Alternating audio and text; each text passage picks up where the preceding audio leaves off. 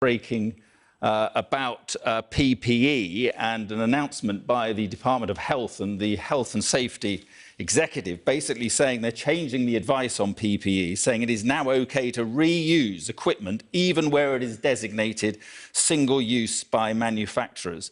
It says some compromise in the process is needed to optimise supply in times of extreme shortages.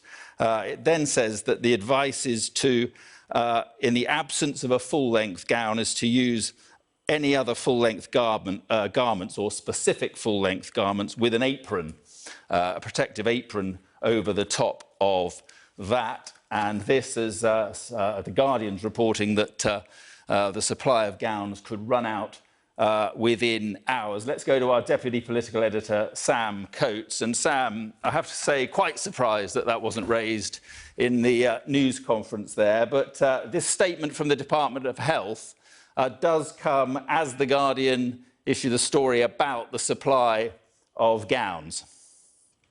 Yes, I think it took until the Express and Star at the end to raise this issue of the shortage of PPE. Alok Sharma will probably be quite relieved that he didn't come under more pressure on the subject when he was asked about this extraordinary alert that's gone out across the NHS about an impending shortage of PPE. The government effectively confirming that there's a shortage of PPE. He simply said that there's a global shortage. This is a problem worldwide. We need to be on top of it, and we need to produce more and manufacture more and procure more.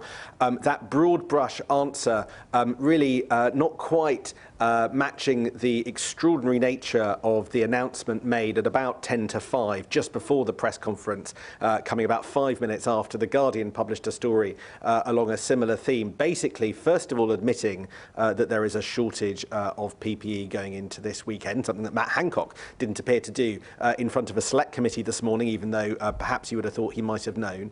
And then going through the recommended alternatives that nurses and doctors should consider this weekend.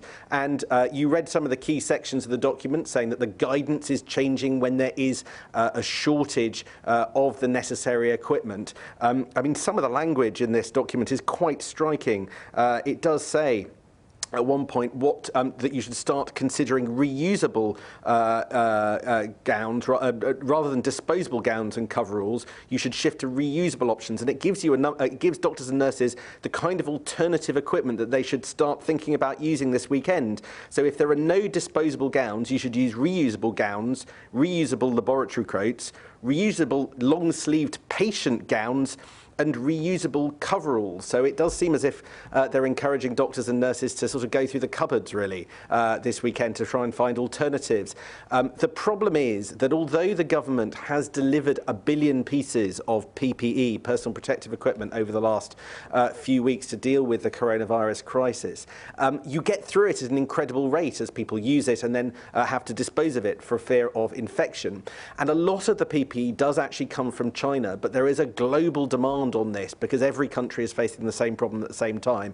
I spoke earlier this week to one person who distributes personal protective equipment who said that they can't get space on containers from China which can carry PPE over to the UK for love nor money because of the worldwide shortage. So this problem does look as if it could potentially get worse, and there isn't a huge amount of capacity to manufacture PPE in the UK, and it does appear as if for the first time with this alert that's gone out to the NHS this evening, that the government formally confirming that there are going to be shortages and then having to recommend alternatives, lower standards effectively that doctors and nurses will have to adhere to when they are treating patients in order to be safe.